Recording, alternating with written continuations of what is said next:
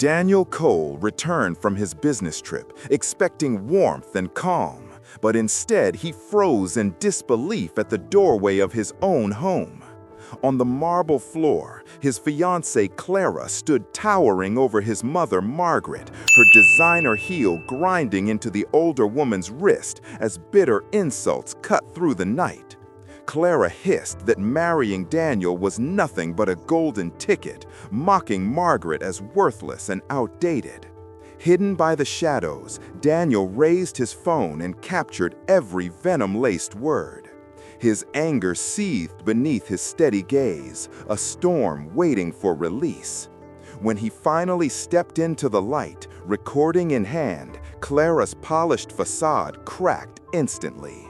What followed would unravel secrets, destroy illusions, and change their lives forever. Before we dive deeper, don't forget to subscribe to Unknown Stories. Now, let's begin. The hum of the jet still clung to Daniel Harrington's body as the car rolled past the tall iron gates of his estate. A long overseas trip had left his shoulders heavy and his mind aching for peace. Evening air pressed cool against the tinted window, and he watched as garden lights flickered like quiet stars across manicured hedges. Sprinklers arced thin ribbons of water, hissing softly, droplets catching the glow like shards of glass. He loosened his tie, rubbed the bridge of his nose, and exhaled. Home, finally. He imagined the soft light of the kitchen, the scent of freshly baked bread, his mother's gentle smile welcoming him back.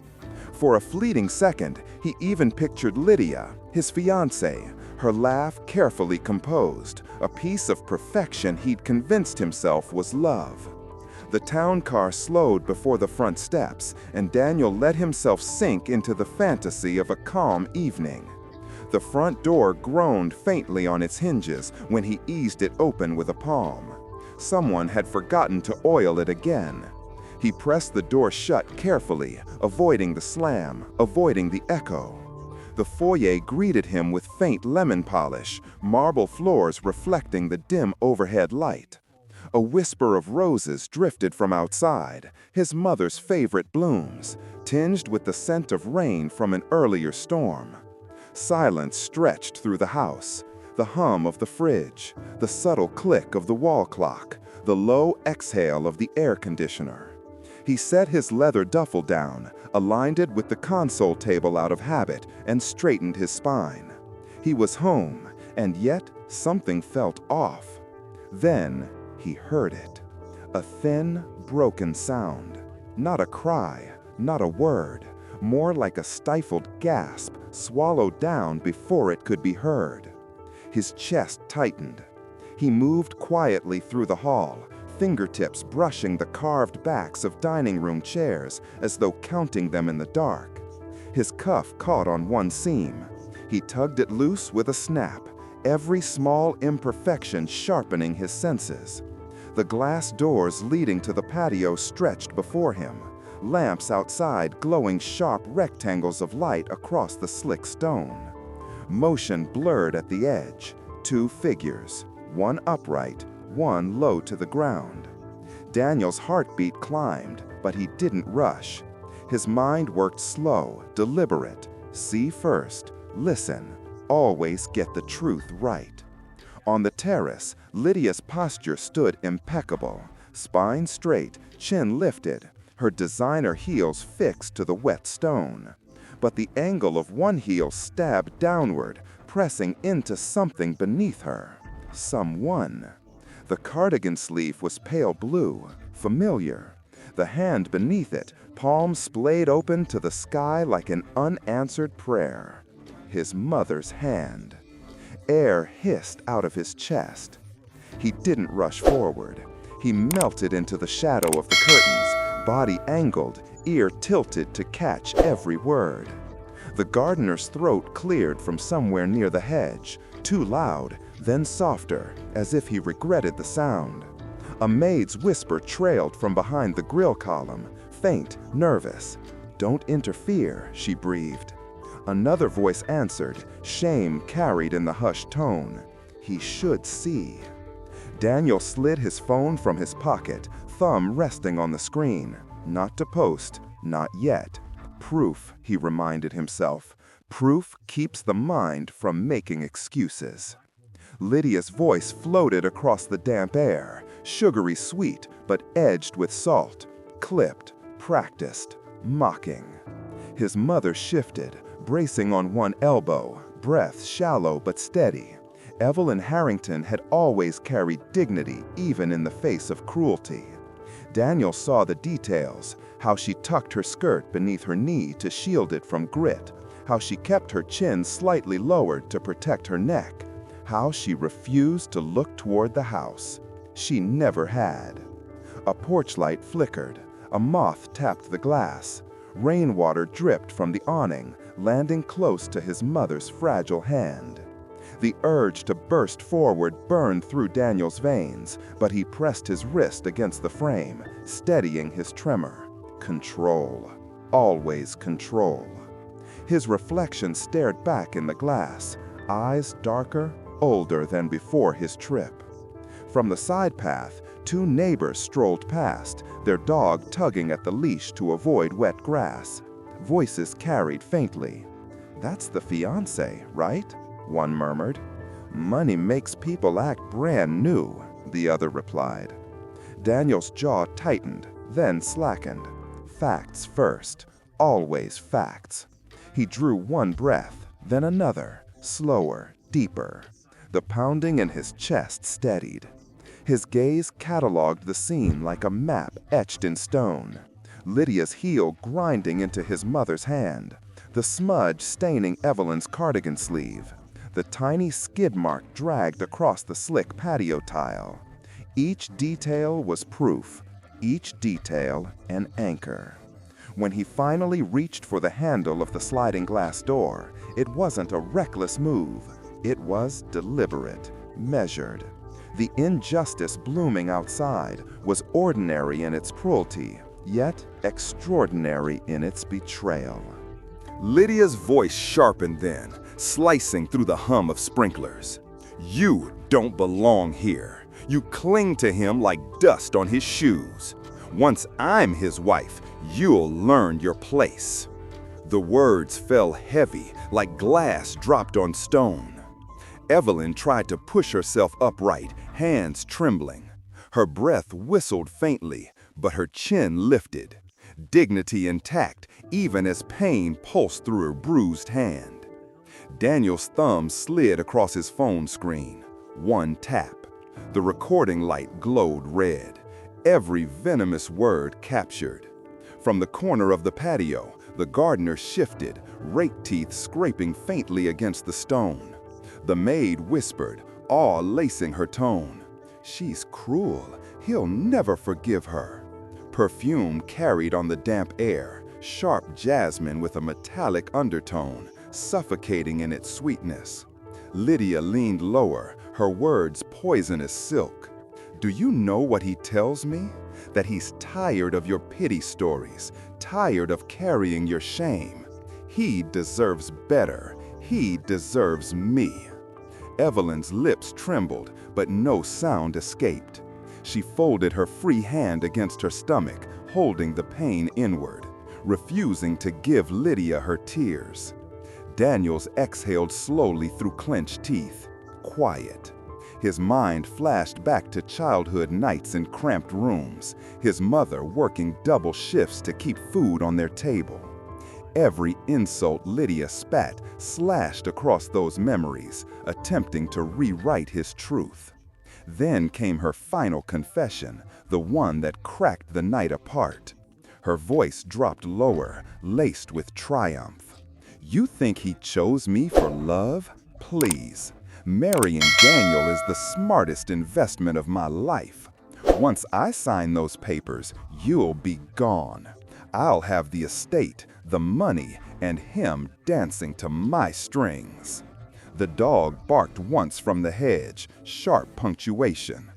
Daniel's grip on the phone faltered, then steadied. His anger refined itself into steel. He noticed everything. The glint of her bracelet under patio light, the tremor of his mother's wrist, the way Lydia glanced at her reflection in the glass door as though checking her mask even while she spit cruelty. Inside, the refrigerator hummed louder, drowning the shaky breath Daniel released. The edge of the console pressed into her thigh, grounding him.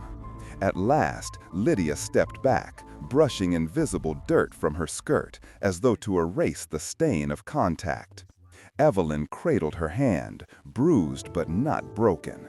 The gardener muttered to the maid, "If he sees this, she's finished." Daniel pressed his phone to his chest. Enough. The mask Lydia wore was gone, dismantled not in one dramatic break, but chipped away piece by piece until only her cruelty remained. With deliberate calm, Daniel straightened his collar, squared his shoulders, and set his palm to the door handle. Not a lunge, not an outburst, a beginning. The glass rasped softly as it slid open. Lydia's spine jolted, her poise cracking for the first time. Daniel stepped into the patio light, his shadow stretched across the stone, swallowing both women. Silence dropped heavy as Daniel moved closer. Evelyn shifted, half sitting, instinctively trying to shield her son from concern. Even in pain, she thought of him first. Daniel knelt beside her, steadying her elbow, checking her shallow breaths. His hand brushed her swollen wrist, warm, fragile. His jaw ticked once, the muscle clenching and releasing. Lydia surged forward, voice suddenly honeyed with panic. "Daniel, she fell. I was helping her up. You don't understand." The lie fractured in the cool night air. Daniel raised his phone. With one tap, Lydia's own words spilled out across the patio. "Marrying Daniel is the smartest investment of my life." The sound carried sharp, undeniable. The gardener stiffened. The maid crossed herself. Beyond the hedge, the neighbor slowed, whispering, "Oh Lord, he heard it all." Daniel's eyes never left Lydia, his silence heavier than any shout. Her color drained, she stammered, That's not what I meant. It's taken out of context." He didn't answer her. Instead, he helped his mother to her feet. Evelyn leaned on him, dignity unbroken even in weakness. The act itself silenced Lydia's excuse. No context could rewrite cruelty. Finally, Daniel spoke. His voice was low, deliberate. "You thought wealth blinded me, but I remember what my mother taught me when we had nothing.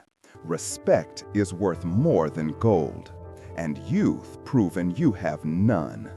The night air froze. Lydia reached desperately for his sleeve. "Daniel, please, you're making a mistake. We're supposed to build a future."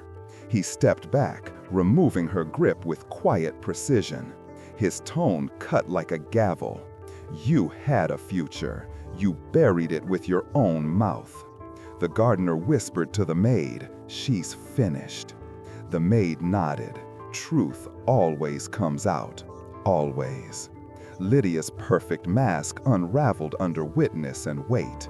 She looked between mother and son, realizing the power she thought she controlled was gone. Daniel guided Evelyn toward the house, every step deliberate. Lydia's heel scraped the stone, her pleas breaking into fragments. "Wait, we can fix this. Don't throw us away." He didn't turn. Instead, he signaled with a nod. Two uniformed security men emerged from the shadows, silent all along. Daniel paused at the doorway, facing Lydia one last time. His words stripped of anger, filled only with finality. "Every mask falls eventually. Tonight, yours did." Lydia trembled, lips collapsing into silence. "Leave," Daniel said simply. "No theatrics, just truth." Her once confident stride faltered into shaky steps as she backed away. The patio light stretched her shadow long and warped, a silhouette of power lost. By morning, whispers ran through the city's elite. Invitations canceled, deals dissolved. The woman once celebrated was now a pariah. That evening, Evelyn stood beside her son at a charity gala he dedicated in her name, a fund for single mothers, honoring the sacrifices she had made. Cameras flashed, but dignity radiated brighter than wealth. Her bruises hidden by elegance, her pride unshaken. The lesson rang clear. Wealth without respect is hollow, but respect, rooted in love and loyalty, endures. Daniels hadn't just defended his mother. He restored her dignity. He revealed what true power looks like: measured, quiet, unyielding. The story didn't end with vengeance. It ended with justice. Cruelty collapsed. Love rose stronger. Respect is worth more than riches. And Daniel proved it when he chose truth over lies and his mother's dignity over shallow glamour. What would you have done if you were Daniel? Share your thoughts in the comments. And if this story touched you, don't forget to like, share, and subscribe to Unknown Stories.